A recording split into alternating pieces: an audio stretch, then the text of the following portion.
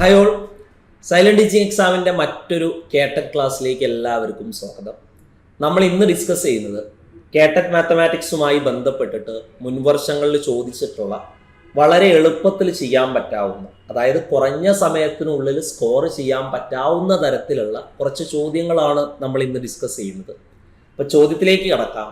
ഒന്നാമത്തെ ചോദ്യം: ഒരു രേഖീയ ജോഡിയിലെ കോണുകൾ 4:5 എന്ന അംശബന്ധത്തിലായാൽ അവയിൽ ചെറിയ കോണിന്റെ അളവ് എത്ര?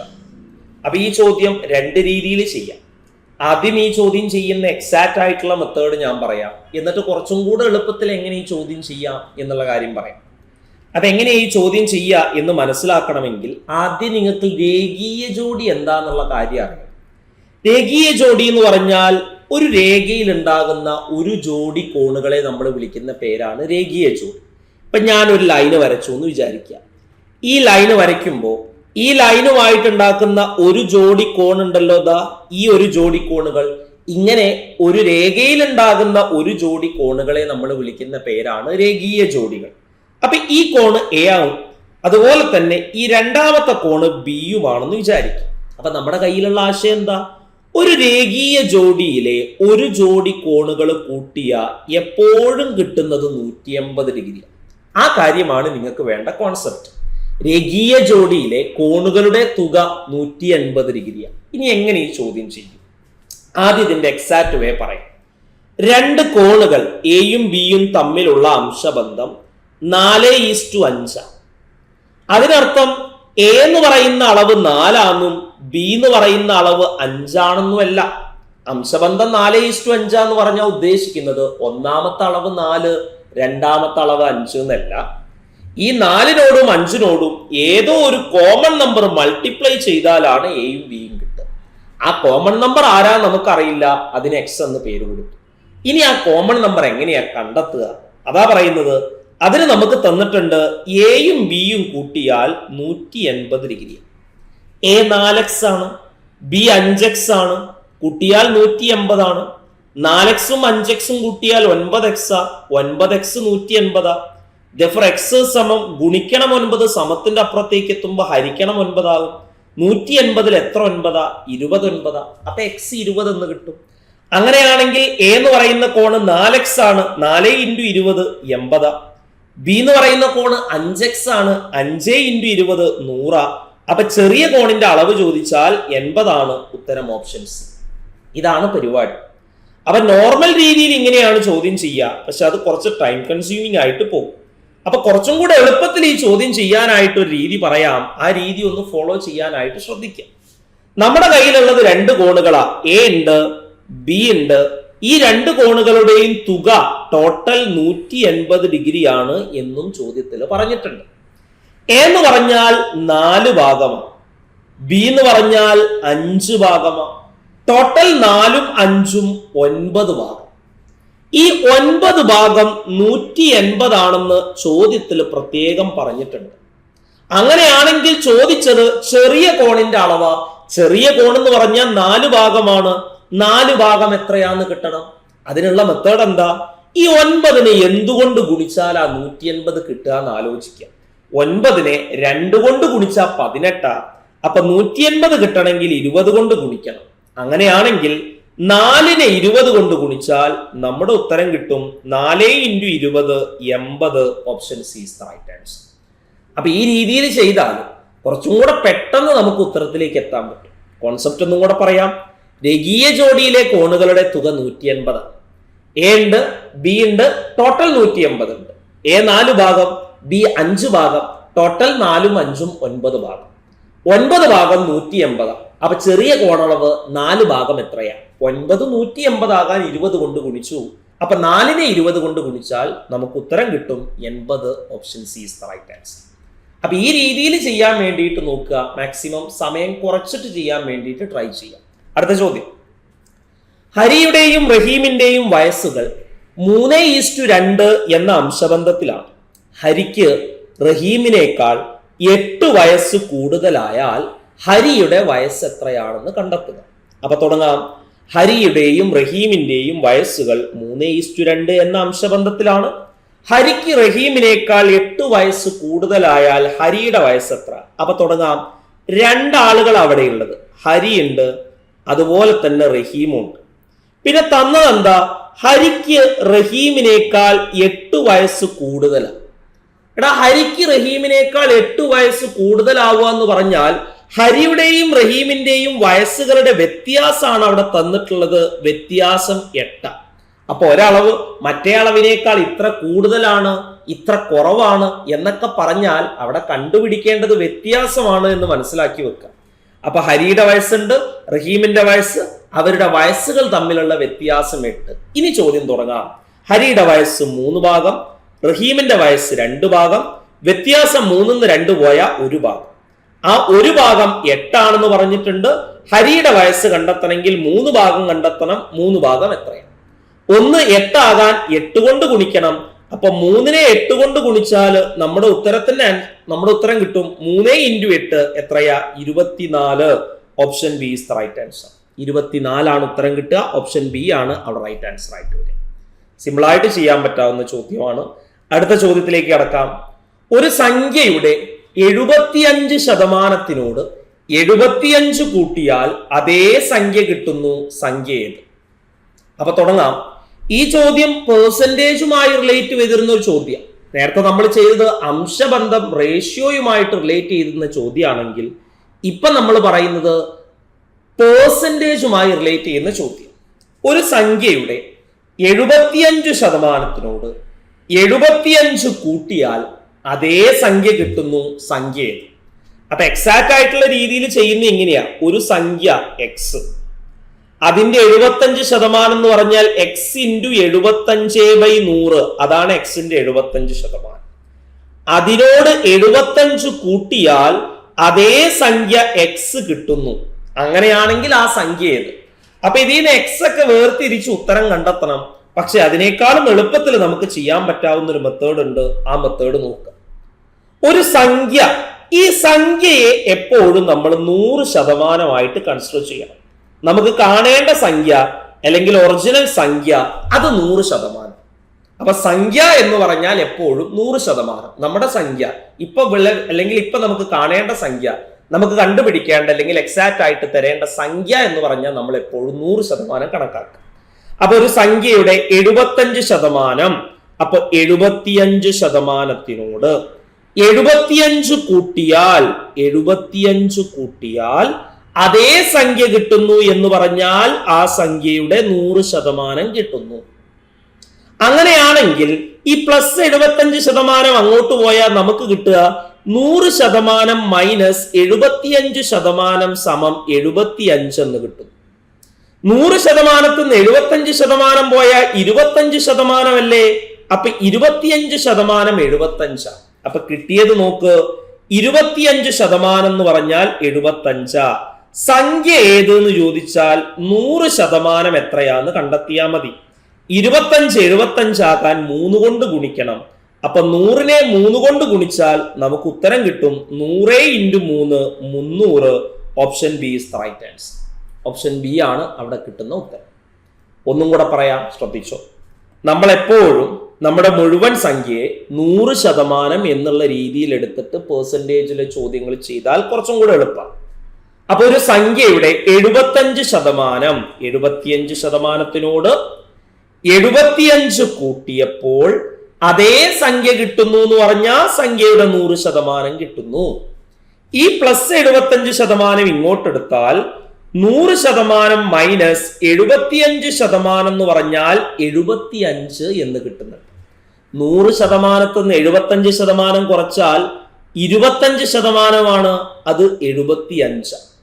അപ്പൊ കിട്ടിയത് 25% 75. ആ സംഖ്യ ഏതെന്ന് ചോദിച്ചാൽ 100% എത്രയാന്ന് കണ്ടെത്തിയാൽ മതി.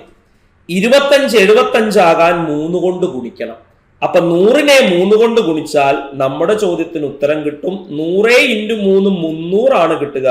ഓപ്ഷൻ ബി ആണ് റൈറ്റ് ആൻസർ ആയിട്ട് വരിക. 100 × 3 300. Option B is the right answer. കിട്ടിയെന്ന് വിചാരിക്കുന്നു. അടുത്ത ചോദ്യത്തിലേക്ക് പോകാം. ഒരു ടാങ്കിൽ 30% വെള്ളമുണ്ട്. 50 ലിറ്റർ വെള്ളം കൂടി ഒഴിച്ചപ്പോൾ വെള്ളത്തിന്റെ അളവ് ടാങ്കിന്റെ 40%. എങ്കിൽ ടാങ്കിന്റെ ഉള്ളളവ് എത്ര? ടാങ്കിന്റെ ഉള്ളളവ് എന്ന് പറഞ്ഞാൽ ടാങ്കിൽ ടോട്ടൽ എത്ര ലിറ്റർ വെള്ളം കൊള്ളും? അപ്പൊ ടാങ്കിൽ കൊള്ളുന്ന ടോട്ടൽ ലിറ്റർ വെള്ളം 100%, അതായത് ടാങ്കിന്റെ ഉള്ളളവ് 100% എന്ന് ഞാൻ എടുത്തു. ടോട്ടൽ ടാങ്കിൽ എത്ര ലിറ്റർ വെള്ളം കൊള്ളും എന്ന് പറഞ്ഞാൽ ടോട്ടൽ ടാങ്കിന്റെ ഉള്ളളവ്, അതായത് ടാങ്കിന്റെ 100% കപ്പാസിറ്റി. അപ്പൊ 100% നമുക്ക് കണ്ടെത്തണം. തുടങ്ങാണേ. ഒരു ടാങ്കിൽ 30% വെള്ളമുണ്ട്. നിലവിൽ ആ ടാങ്കിൽ 30% വെള്ളമുണ്ട്. അതിലേക്ക് 50 ലിറ്റർ വെള്ളം കൂടെ ആഡ് ചെയ്തപ്പോ വെള്ളത്തിന്റെ അളവ് ടാങ്കിന്റെ 40%. അപ്പൊ ഇതിൽ നിന്ന് നമുക്കൊരു കാര്യം കണ്ടെത്താം. ഈ 30% ഇങ്ങോട്ട് എടുക്കുമ്പോൾ 40% മൈനസ് 30% എന്ന് പറഞ്ഞാൽ 50 കിട്ടും. ദാറ്റ് ഈസ് 10% എന്ന് പറഞ്ഞാൽ 50. അപ്പൊ കിട്ടി ഈ ടാങ്കിന്റെ 10% 50. അപ്പൊ ഫുള്ള് കപ്പാസിറ്റി എത്രയാന്ന് ചോദിച്ചാൽ 100% എത്രയാന്ന് കാണണം. ടാങ്കിന്റെ 100% അപ്പൊ എത്രയായിരിക്കും? 10 50 ആകാൻ 5 കൊണ്ട് ഗുണിച്ചാൽ മതി. അപ്പൊ 100നെ 5 കൊണ്ട് ഗുണിച്ചാൽ ആൻസർ കിട്ടും 500. Answer option D. Option D is the right answer. ഒന്നും കൂടെ പറയാം. 30% വെള്ളം ടാങ്കിലുണ്ട്. അതിലേക്ക് 50 ലിറ്ററും കൂടെ ഒഴിച്ചപ്പോ ടോട്ടൽ 40%. അപ്പൊ നമുക്ക് പറയാം ഈ പ്ലസ് 30% അങ്ങോട്ട് എടുക്കുമ്പോൾ 40 മൈനസ് 30% 50. That is 10% 50. 10% 50 ആണെങ്കിൽ ആ ടാങ്കിന്റെ ഉള്ളളവ് എത്രയാന്ന് ചോദിച്ചാൽ ടോട്ടൽ ആ ടാങ്കിന്റെ കപ്പാസിറ്റി 100% എത്രയാന്ന് കണ്ടെത്താം. 10 50 ആകാൻ 5 കൊണ്ട് ഗുണിച്ചാൽ മതി. അപ്പൊ 100നെ 5 കൊണ്ട് ഗുണിച്ചാൽ നമ്മുടെ ഉത്തരം കിട്ടും. എത്രയാ കിട്ടുക? 500 എന്ന് കിട്ടുന്നുണ്ട്. അതാണ് നമ്മുടെ ആൻസർ ആയിട്ട് വരിക. അപ്പൊ ഇനി അടുത്ത ചോദ്യത്തിലേക്ക് കിടക്കാം. ഒരു സംഖ്യയുടെ 25% 40. ആ സംഖ്യ ഏത്? അപ്പൊ ആലോചിക്കുക. സംഖ്യ എന്ന് പറഞ്ഞാൽ ഫുള്ള് അതെത്രയാ? 100%. 25% നമ്മളോട് പറഞ്ഞിട്ടുണ്ട് എത്രയാണ്? 40. അങ്ങനെയാണെങ്കിൽ ആ സംഖ്യ ഏതെന്ന് ചോദിച്ചാൽ സംഖ്യയുടെ 100% എത്രയാന്ന് കണ്ടെത്തണം. അപ്പൊ ആലോചിക്കുക. 25നെ എന്തുകൊണ്ട് ഗുണിച്ചാലാ 40 കിട്ടുക?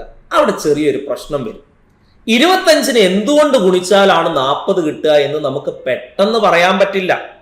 അങ്ങനത്തെ കേസിൽ ഇവിടുന്ന് ചെയ്യാനൊരു എളുപ്പവഴിയുണ്ട്. ക്രോസ് മൾട്ടിപ്ലിക്കേഷൻ മെത്തേഡ് ചെയ്താൽ മതി.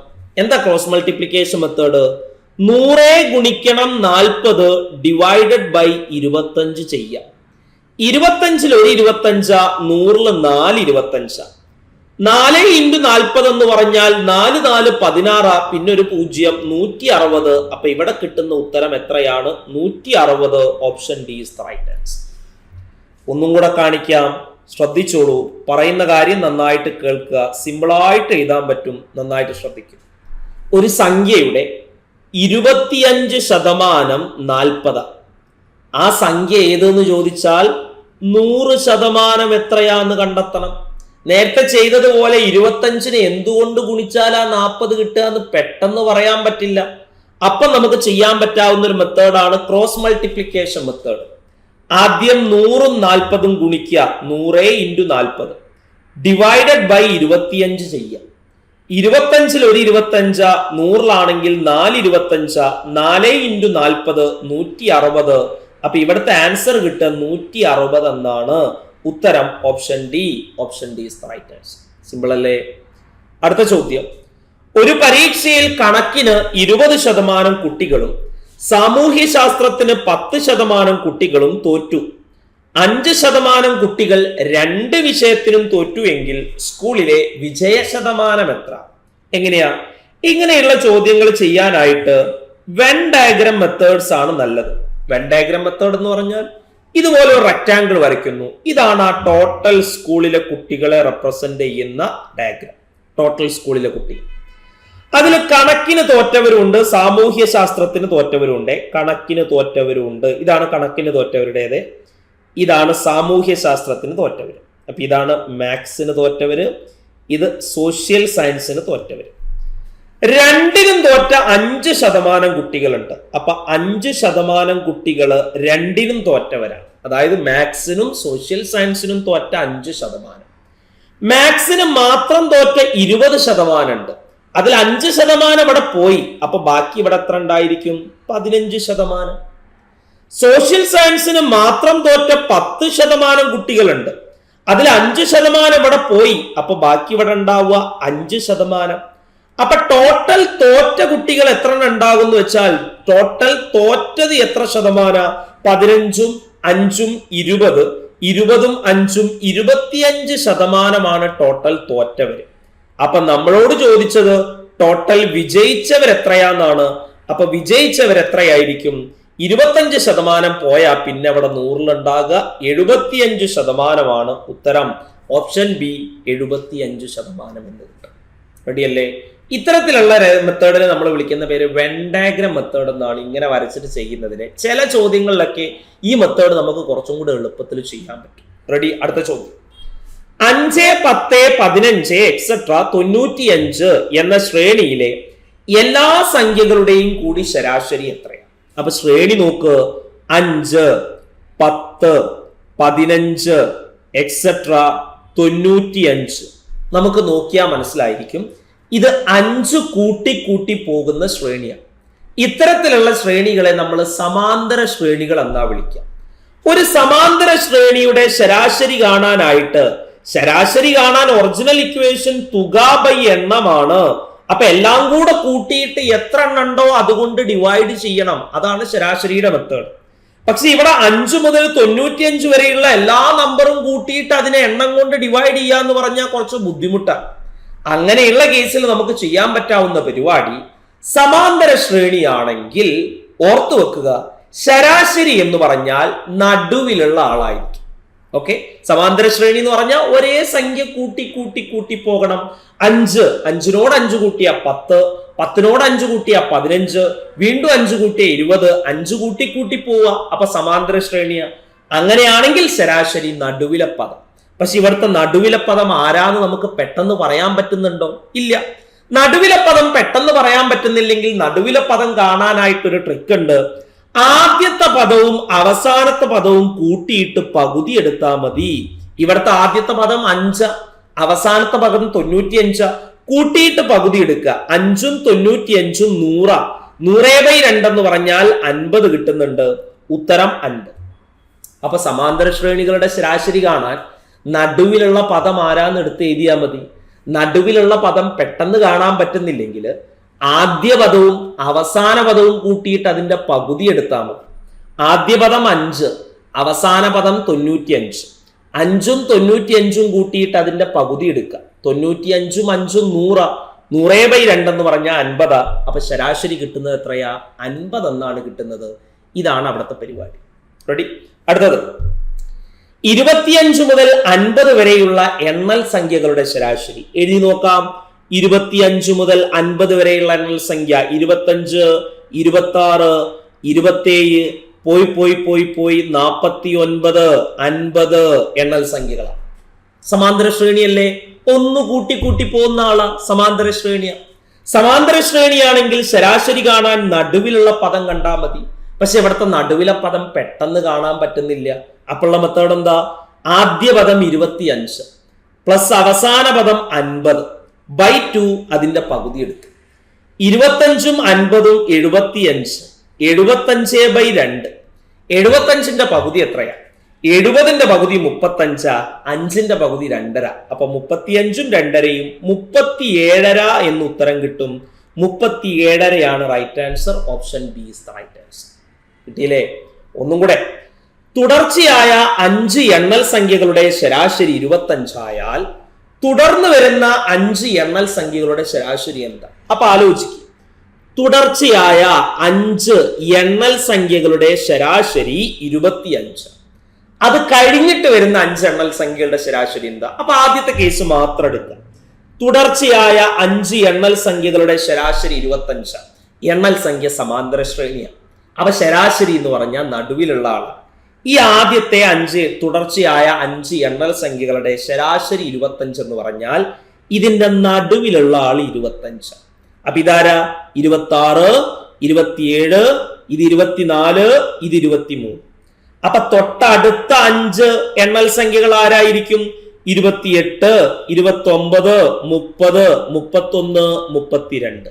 ഇതിന്റെ ശരാശരി എന്ന് പറഞ്ഞാൽ നടുവിലുള്ള ആള് ആരാ? 30. The answer is option B, 30 എന്ന് കിട്ടുന്നുണ്ട്. ഇതാണ് പരിപാടി. ക്ലിയർ ആണെന്ന് വിചാരിക്കുന്നു. പറഞ്ഞ കാര്യം കിട്ടിയിട്ടുണ്ടെന്ന് വിചാരിക്കുന്നു. അപ്പൊ അത്രയും ചോദ്യങ്ങളാണ് നമ്മൾ ഇന്ന് ഡിസ്കസ് ചെയ്യുന്നത്. ഇതുപോലെയുള്ള ബാക്കിയുള്ള ചോദ്യങ്ങളുമായിട്ട് നമുക്ക് മറ്റൊരു വീഡിയോയിൽ കാണാം. അപ്പം ഞാൻ നിർത്തുന്നു. Thank you all.